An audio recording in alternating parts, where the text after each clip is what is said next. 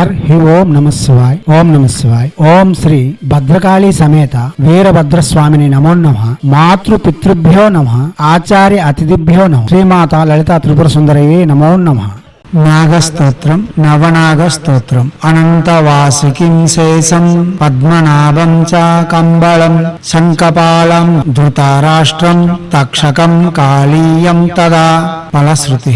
ఏతాని నవనామాని నాగానాం చ మహాత్మనాం సాయంకాలే పఠే నిత్యం ప్రాతః కాలే విశేషతః. సంతానం ప్రాప్యతే నూనం సంతానస్య రక్షకః. సర్వబాధా వినిర్ముక్తః సర్వత్ర విజయీ భవేత్. సర్పదర్శన కాలే వా పూజా కాలే చ యః పఠేత్ తస్య విషభయం నాస్తి సర్వత్ర విజయీ భవేత్. ఓం నాగరాజాయ నమః. ప్రార్థయామి నమస్కరోమి. ఇది శ్రీ నవనాగ స్తోత్రం సంపూర్ణం. శివశక్తి స్వరూపులారా, నాగబంధంలని నాగపాములను మనం అంటే హైందవ సనాతన ధర్మం ఆచరిస్తున్న మనం చాలా వరకు విశ్వసిస్తాం. కాలమును కూడా పాము రూపంలో దర్శనం చేసుకుంటాం. ఇటువంటి ఇబ్బందులు కలిగిన నాగదోషములు ఉన్నాయని వాటికి తీర్చుకోవడం కోసం సుబ్రహ్మణ్య స్వామి యొక్క దేవాలయములు మరియు జంట నాగులను పుట్టలో వేయడం, చవితి రోజు పుట్ట పూజలు చేయడం మనం చాలా వరకు చేస్తూ ఉంటాం. కాలదోషము అతీతమైనప్పుడు అది నాగదోషంగా పరిణతి చెందుతూ ఉంటుంది. ఇప్పుడు చెప్తున్న నాగబంధం అంటూ ఉంటారు కదా, అవన్నీ నాగబంధములు కావు.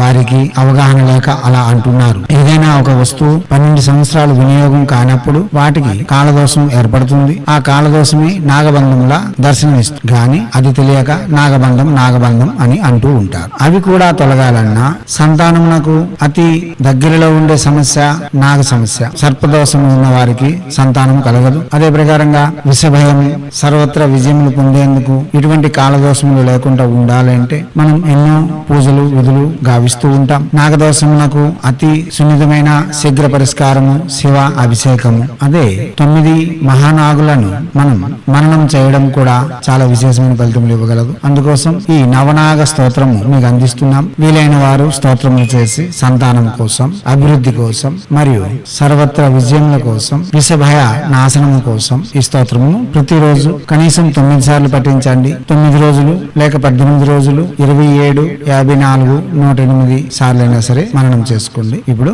చేయండి. మన జీవితంలో నిర్మించుకునేందుకు మనకు ఆవశ్యకత కలిగిన సకల విధములైన పరిష్కారములు చేసుకుంటూనే మానవ ప్రయత్నం చేస్తూ దేవునిలా ఈ సమాజంలో మెలగాలని కోరుచు హైందవ సనాతన ధర్మ ఋషులు మనకు అందించిన విద్యలు వినియోగించుకొని భారతీయ సంస్కృతి సాంప్రదాయాలు కాపాడుతూ మన ఆచారాలలో దాగి ఉన్న మర్మ రహస్యాలను ప్రపంచానికి వెలుగెత్తి చాటేందుకు మీ వంతుగా కృషి చేయాలని కోరుతూ ఎప్పుడు మీ సేవలో రత్నశ్రీ హిందూ సేవా సమాజ్ ఆచార్య భీమసింగ్ రత్న నిఖిలానంద సాగర్ మహారాజ్.